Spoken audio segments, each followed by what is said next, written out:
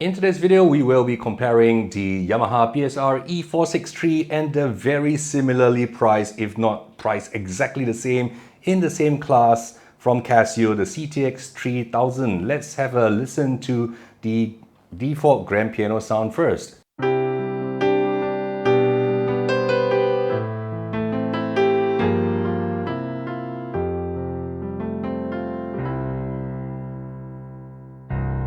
So I don't like the fact that to get to the lower octave, I have to do multiple presses. I got to go into function and go into main voice octave in order to shift it around in the octave.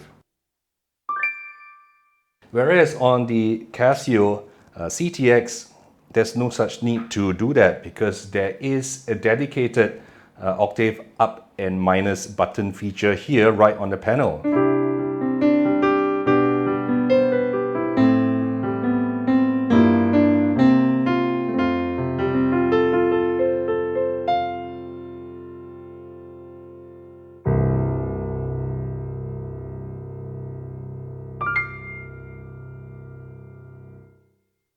Personally, I find that the piano voice on the Yamaha PSR-E463 isn't as detailed as the one found on Casio. You can hear that the Casio has a very woody sound.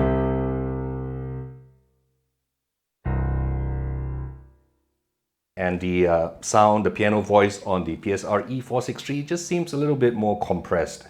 Next, let's look at the electric piano sound from both the keyboards, and I'm sure you can find something that you like. But these are two very similar sounds. In fact, they have the same kind of name to it. It's called the Galaxy Electric Piano. Do take a minute to check out the links in my description where I have a list of my recommended keyboards as well as different piano courses and the equipment that I use on a daily basis for myself and my students. Let's get on with the video.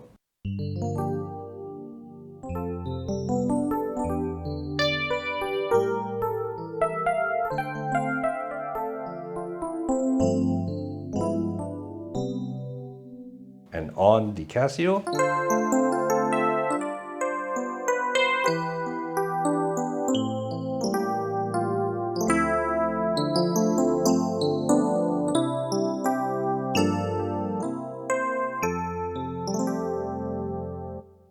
now let's listen to some organ sounds. So here are two very similar sounds on the Yamaha and the Casio.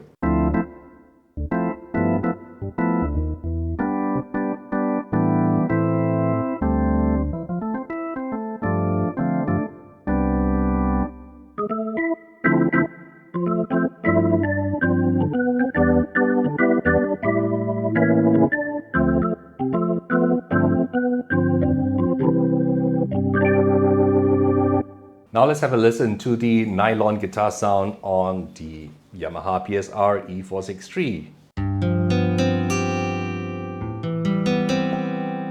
So this has a dynamic sound to it, so if you hit it harder, it will produce a dynamic. This harmonics compared to the Casio, which also has a velocity switching on the nylon guitar sound. But instead of harmonics, it does this little bend.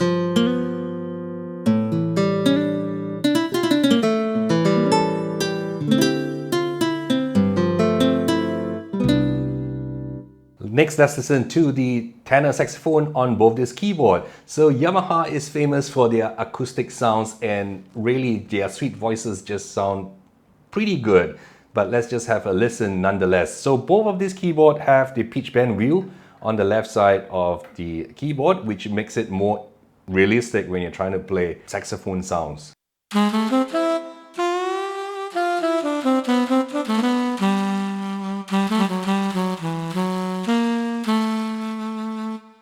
On the Casio,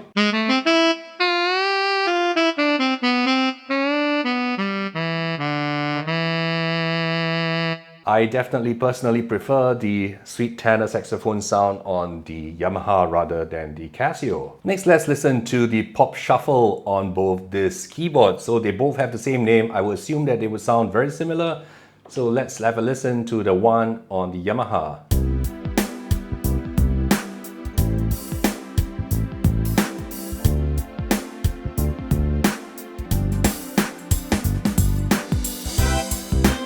So the Yamaha only has 2 variations for every style. Whereas on the Casio CT-X3000, every style or every rhythm comes with 4 different variations and 4 different fill-ins. Let's have a listen to how it sounds. Quite different sounding even though they have the same name, which is a pop shuffle.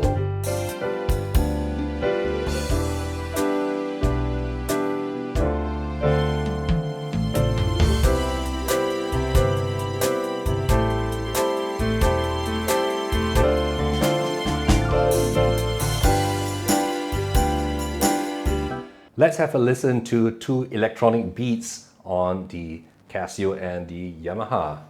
They should sound quite different, but just to let you have an idea of how they are programmed.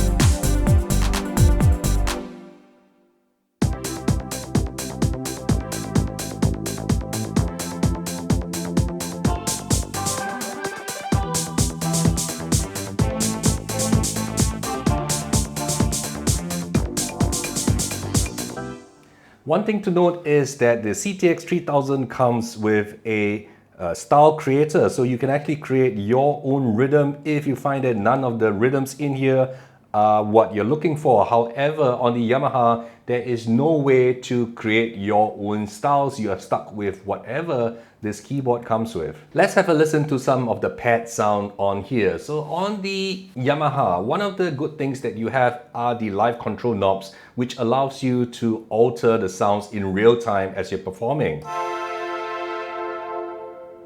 I've reduced the cutoff. You can also change the resonance.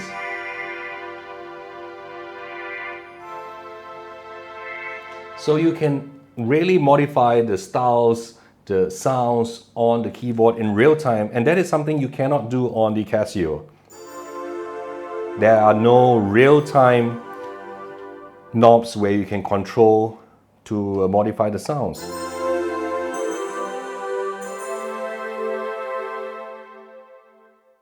Another thing that the Casio has are phrase pads, so you can actually record your own phrases into the different phrase pads here, and you can trigger them during live performances, and that is something you're not able to do on the Yamaha. So the Yamaha has no ability to record phrases. You have to upgrade to at least a minimum an SX600 before you get the ability to record your own phrases into the phrase pad button. The Casio has a groove creator. However, to me, I think this is just a glorified version of the Casio DJ mode that is found on Casio's low-end entry-level keyboard.